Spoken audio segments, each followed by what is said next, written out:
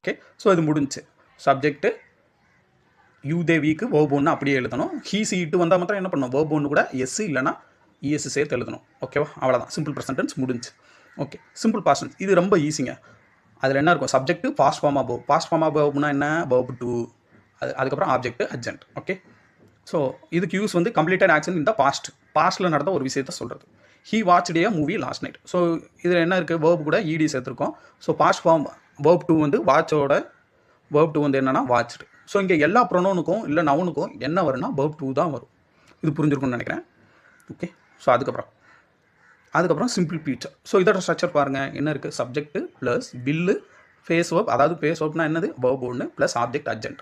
ஓகேவா, ஸோ இதுக்கு simple future உங்களுக்கே தெரியும். ஃபியூச்சர் ஆக்ஷன் இனிமேல் நடக்க போகிற விஷயத்துக்கு நம்ம என்ன டென்ஸ் யூஸ் பண்ணுவோம், அந்த சிம்பிள் ஃபியூச்சர் யூஸ் பண்ணுவோம்.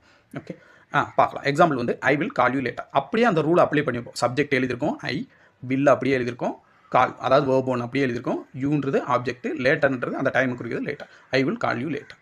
ஸோ இது மூணுமே உங்களுக்கு புரிஞ்சிருக்குன்னு நினைக்கிறேன். மறுபடியும் ஒரு டைம், சிம்பிள் ப்ரெசன்ட் டென்ஸில் தான் என்ன வரும், ஹீ சி இட்டு கூட வேர்ப் ஒன்று கூட எஸ் இஎஸ் வரும்.